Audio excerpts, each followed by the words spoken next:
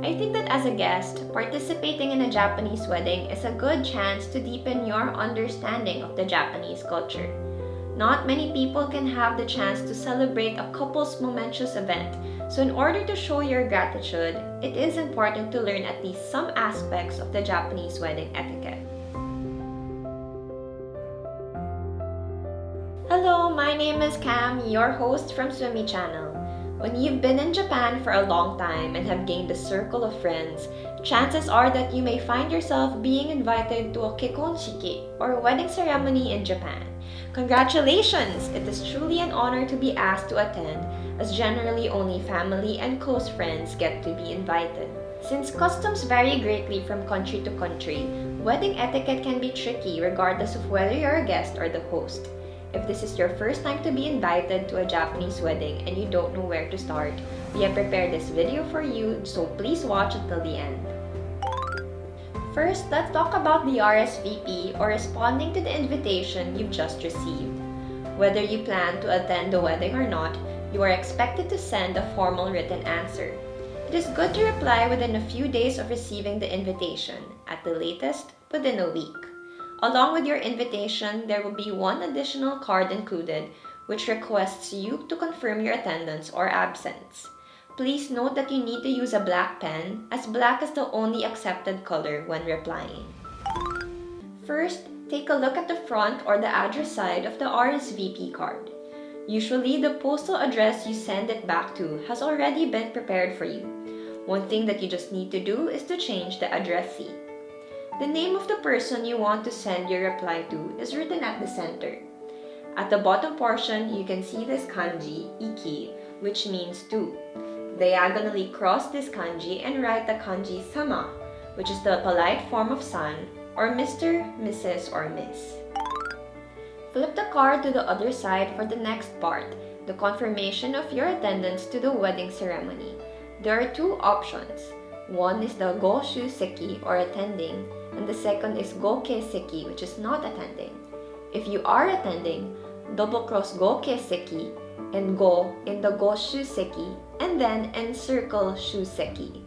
Then write a congratulatory message by simply writing Yorokonde Shuseki sasete itadakimasu, as shown here, which means I will gladly attend your ceremony. If you are not able to attend the wedding, you can double cross Goshuseki and go in Gokeiseki, and then encircle Keiseki.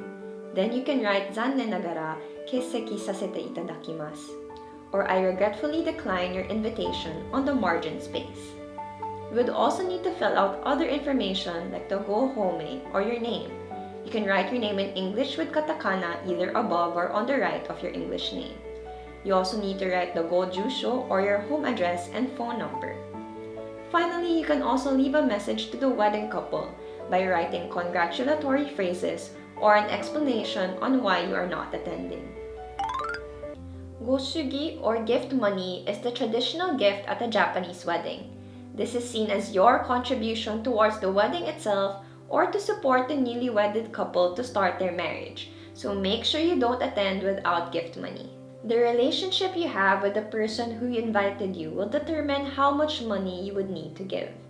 For friends and colleagues of the couple, the average amount is 30,000 yen in Tokyo, Kanto areas, and other big cities. In some places like Hokkaido and Okinawa, the standard is 10,000 yen. Bosses or employers are sometimes expected to give more at an average of 50,000 yen or under.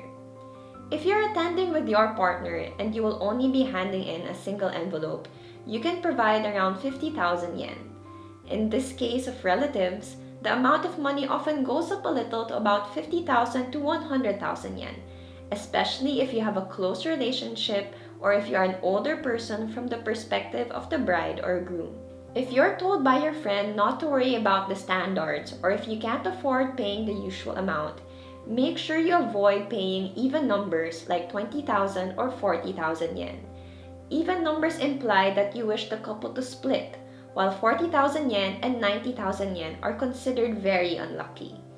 Finally, do not forget to include crisp new bills without stains, markings, or folds, and enclose the money in a festive-looking Goshugi bukuro bearing the kanji for celebration. Be careful not to get the black and white envelopes, which are meant for mourning. The last thing to do is to write your name on the front page of the Goshugi bukuro, and then your address and name inside the white envelope and the amount of cash you've included. A Japanese wedding is generally a formal affair, so be sure to dress appropriately for the ceremony. There are a few taboos for women that everyone is silently obeying, regardless of the type of wedding you're attending. One of them is to never wear white, cream, or any similar shade. Keep in mind that only the bride and groom should stand out on their special day, so it is best to avoid this color.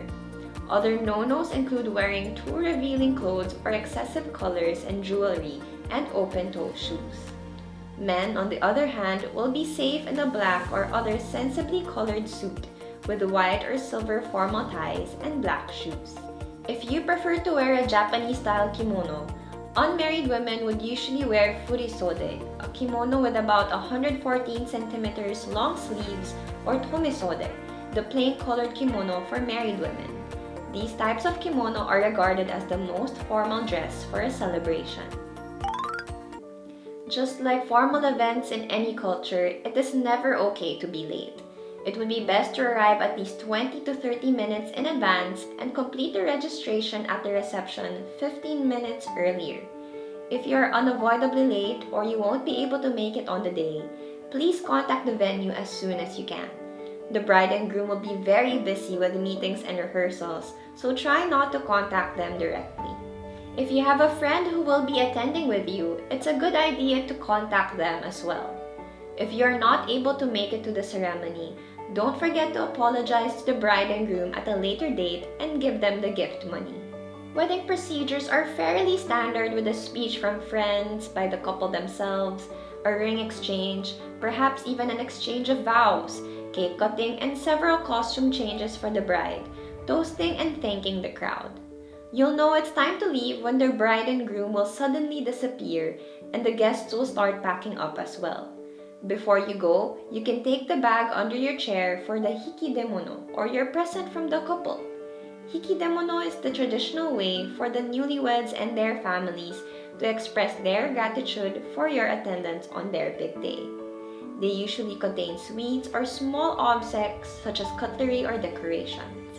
The couple and their parents will be lined up and waiting for the guests at the exit to thank everyone for coming. You can take this opportunity to congratulate the couple personally and to thank them for the lovely wedding ceremony and gift. In English or Japanese is perfectly okay. Although there is no after-wedding tradition, it's always a good idea to still send the couple a follow-up thank you card. You can thank your friend for the invitation and the gift and comment how great they looked as a couple. You can also compliment the food, the venue, and anything else that you remember about the day. And that's it for our video about how to attend a Japanese wedding. I hope I was able to explain everything to you clearly. So what do you think about the Japanese wedding? I think that as a guest, participating in a Japanese wedding is a good chance to deepen your understanding of the Japanese culture. Not many people can have the chance to celebrate a couple's momentous event, so in order to show your gratitude, it is important to learn at least some aspects of the Japanese wedding etiquette. Who knows, maybe one day you may even get to celebrate your own Japanese wedding. If you have any questions or would like to know more, please do not hesitate to let us know in the comments below. Don't forget to like, share, and subscribe to our channel if you think our videos are helpful as we continue to find more ways for foreigners to live in Japan easily. Until our next video, thank you for watching. Bye bye!